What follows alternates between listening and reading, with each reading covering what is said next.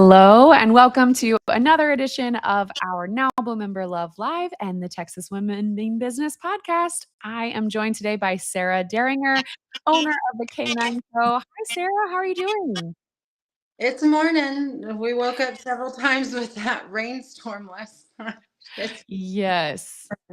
Yeah. Yeah. No, I am the same way. I was definitely trying to get my girls out the door this morning, and it was a little rougher than usual. So, awesome. Well, speaking of the craziness that is our lives, you have launched a new business recently, the Canine Co. Tell me a little bit more about what that is all about. So I've been a professional pet groomer now for 30 years. I started out bare minimum bathing, being an apprentice, doing the whole thing. Have worked all over the country. Actually worked grooming in Montreal. So I've done several of the grooming shop things for other people. Moved back to San Antonio, which is hometown, and decided I want to do it my way. I like to say it's the right way, but I like to do things a little bit higher scale, a little bit higher quality, more training, that kind of thing. And so I Mhm. opened my own shop. Opened my own Mm. shop. We've been open now a year and 4 or 5 months. I'm about to open our second location, which is Fabulous. yeah, that's why I mean, poor thing. I know you've been trying to reach me, and I'm like, I'm trying. my I cross off something on the to-do list and like two more grow in its place. But Always. yeah, so it's just dog grooming. We don't do cats. Yeah, but it's higher end, it's higher skilled, it's higher quality products. It's that sort of thing, and just trying to grow in that pet industry and kind of make my own little niche. Right. Trying to do the things just a little bit differently. So Mhm. Yeah. yeah. Did you grow up as an animal lover? Did you always, love and want to be around animals growing up?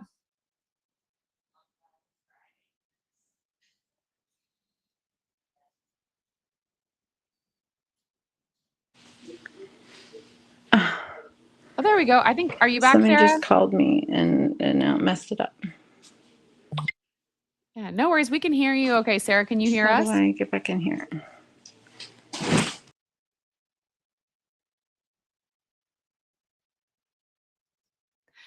All right, well, hang tight for a little bit here, waiting on Sarah to get back into our live stream.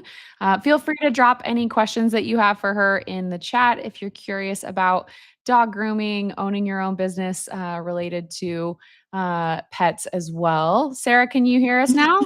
Ah, yes, There we I'm sorry. go. All Of right. So course. tell me, when you were younger, did you always want to work with animals? Was that something that you knew you wanted to do from a young age? Oh yeah. So I actually was pre-vet. Was in school, was doing all the things, and with Texas A&M back 100 years ago, and it still probably is that same way, but you have to have a certain amount of experience hands-on with animals.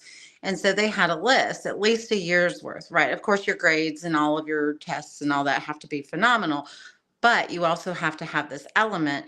And so straight out of high school, I started thinking, well, if I could have 4 years of this experience instead of just one, that would be greater. I looked through the list. Some of it was like working on a farm, and I'm like, not it. I I love people who do it, but like a little afraid of the goats and the horses and the stuff. So I'm like, okay, Yeah. these small animals, right? Then like vet tech was one of those, but a lot of people won't hire vet techs without some sort of associates or something in it, and I didn't have that yet. And the other one was dog grooming. So I was like, okay, let's try it out. Got bit by the bug. I went into the salon. The lady had umpteen years of experience, had a number one, show quality, like wire hair female out there, and like just was amazing groomer, learned a whole lot, and just apprenticed from her. And I was like, I'm faced with 8 years of school and an exponential amount of student loan debt. And then, to open my own vet practice, like I was doing I call it dog math in my head, and for me at that age, it was daunting, it was scary. Yeah. And so I was like, well, let's try out the dog grooming. I'm good at it. I loved it. It's the happy part of dog ownership. Hmm. I don't have to put dogs down. I don't have to see them hurting. I don't have to do that part of the veterinarian industry, um, for the most part. And so I just, jumped in full force, and here I am 30 years later. Um, Hmm. so I always knew I was going to do something with animals, you Yeah. know, um, Gotcha. but just dog grooming wasn't particularly the thing that I was aiming for. Mhm. Mhm. Yeah. Yeah. What do you tell people, because you mentioned, you really want to focus on a high-end, highly skilled professional experience when people bring their pups to you. What do you tell people that they should look for when deciding, who to use for their dog groomer? Well, I mean, you should see some sort of portfolio online, Mm. right? And it's an art form, but it's also, you have to have an eye for it, right? So you have to look at reviews. You have to look online. When you walk into a shop, you can smell. You can smell that their sanitation is up to, par. You can hopefully see. There's a lot of salons that they do like to be behind closed doors. I personally don't like that. I feel like in this day and age, there's so much mistrust that just Mhm. having that open, I have so many clients that are like, you don't know how much this settles me, because everything's out in the open. You don't have this like, well, what's happening to my dog behind closed doors mentality, Right. even if Yeah. nothing is. Because I don't like to think that that is happening. I know it Mhm. has in some places, but Mhm. for the most Yeah. part, most of us groomers like our animals. Are like, that's why we're in the industry. Yeah. Um, but the smell. You just ask, hey, what products do y'all use? Like, we use a little higher end products. If they don't want to show you what shampoos they use, there's a problem, because there are some Mhm. that are like Dawn based, and Yeah. a lot of people are shocked when they hear that. But you cut your corners, you cut your costs. Um, Interesting. Also, if they have employees, what's their retention? Like, how long have your employees been there? Has your like, can you have a different groomer every single time, because like every 3 months they're like running through groomers? There's a problem there. There's something not right, right? Mhm. And so like as a dog owner, you'll see all of these, you'll feel all of it. If your dog, now some dogs hate grooming. My own personal one, I've had her since 8 weeks. It's infuriating. We've been doing this, girlfriend, like for forever, and she acts like drama, and it's just the end of her world.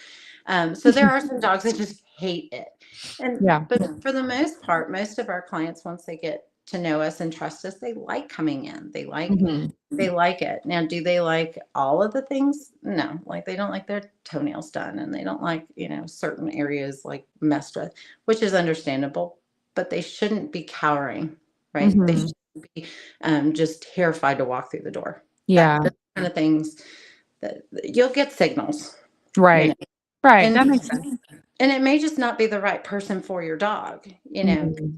certain personalities, just like people, certain personalities just don't get along. And Mhm. then maybe try a different groomer. If you have a groomer you like, try to stick with them. It Mhm. doesn't mean that other groomers can't do your dog, but it's nice to build a relationship. So, Gotcha. Yeah. yeah. What advice would you give for people that maybe do have a dog that's a little bit more, wary of the groomer? Even like I know, we have a senior dog that we have to worry now about. She doesn't like the blow dryer because she can't Yep. hear very well. And Right. what do you tell people? What are some proactive things they can do even before they arrive at the groomer to get their dog in a better place to enjoy the experience? So with puppies, it's like early socialization.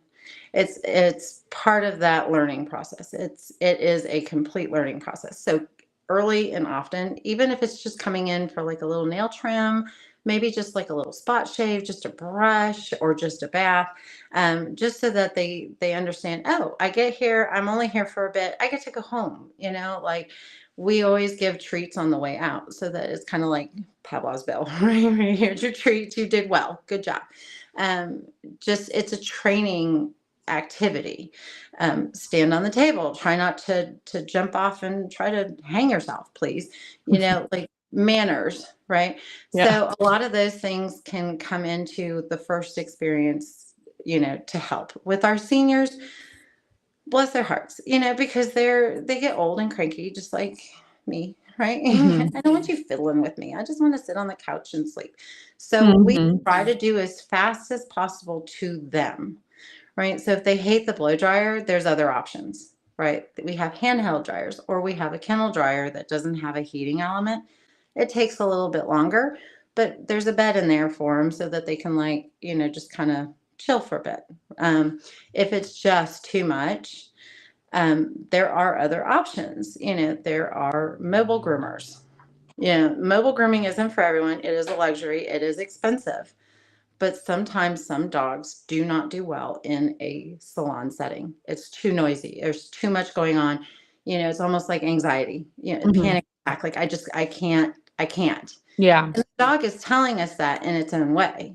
So Mhm. in those type of situations, a mobile groomer is warranted. Mhm. In extreme cases, like if they are biting, or their fight or flight is so much on the fight part, sometimes they need to go see a vet. There are medications like trazodone and stuff that can calm them down. Mhm. But I always say go to a vet to do that, because if they have a reaction, you have a vet on staff. They can Yeah. immediately help you. With me, if you give somebody a trazodone and they're in my shop and they have a reaction, I'm 5-10 minutes from a vet. And I Mm. have to get your permission to take them to the vet before Right. I can do that. So those situations I prefer not to, like, enter into if I don't have to. And Yeah. that's for a whole lot of the communication ahead of time. So, like, you're like, oh, I have a senior pet. Okay, tell me about what your experiences are with them. Like you just Mhm. said, doesn't really like blow dryer. Okay, great. So then we know it's going to take a little bit longer because we are going to go slower, Right. right? Yeah. We're not, I'm not one of those groomers where it's like, oh, well, I'm commission based. So I need to have you in, out, and done in an hour, hour and a half because I want to pad my check. Mhm. I don't do Yeah. that. So my prices may be a little bit higher, but then I also make sure that your dog is getting that that type of, like, customized care. Right. Yeah. Yeah, absolutely. And certainly I think there's a lot of pet owners that, I'll pay any price as long as I feel like my dog is getting a great experience. So, um, it's I there's the book The E-Myth that talks about, entrepreneurs get started. The classic example is like the bakery because they want to just bake bread all day and then they realize like, "Oh no, I have to actually do all of these other Big pieces bread of all day. owning a business." So, Right. your business model is also very, similar to that analogy where you got into it because you really love dog, grooming dogs, and now you've got all this back end of the business to run. So, Right. what have been kind of the most surprising challenges or things, good or bad, that you've felt like, okay, actually owning my business, here's some things that I've, been able to learn and adapt to? So I had a mentor so this isn't the first grooming shop I've had. I had one Mhm. before a marriage that took me all around the country. The best piece of advice I had was concentrate on your front end, your front office, what you do, right? Mhm. Hire out for your back office. So, Mm. like, my payroll, my bookkeeping, which I know I'm not that great at, that which I know that I will let slide and then be in trouble for later. Hire Mhm. that out. Get somebody who that is their front office. Get that in place. Okay, you might pay a little bit more, but that sense of security, um that coverage, I guess. I don't know how I would exactly explain it, but just that peace of mind that that's being taken care of can Yeah. make your front office much better. And it Yeah. does. It Yeah. does. Absolutely. And I think that's truly a big reason why a lot of women come to NAWBO, because they feel like I'm really good at what I Fine as do in well. this piece of my, business, but I have all these questions surrounding all this other stuff. And how are other, business owners navigating this issue and that issue? Is that something that attracted you to become a member, or was there a Oh, different yes. reasoning for you? Oh, no. And that's, sadly, in dog grooming, networking is not, like, utilized. And so, especially with women, because most of us women are the ones that are the caretakers in the home. We take care of like the pet appointments and the things. They're not discounting my men clients, but the majority is women.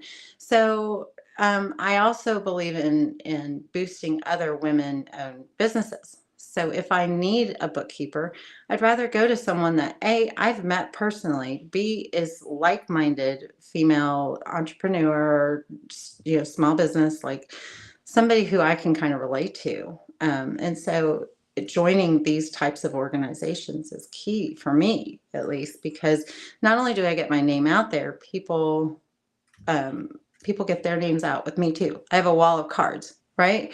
So like when you come into my shop, I'm like, you need something? There's a wall. There's all these business cards.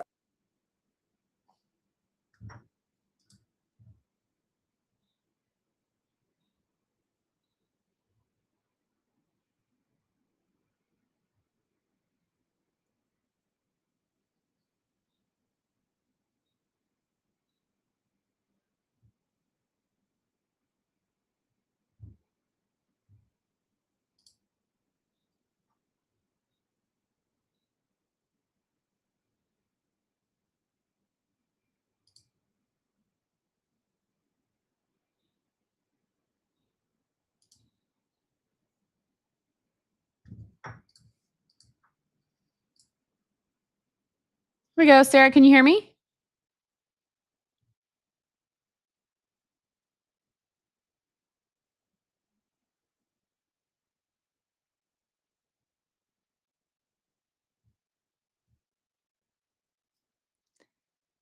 Sarah, can you hear me?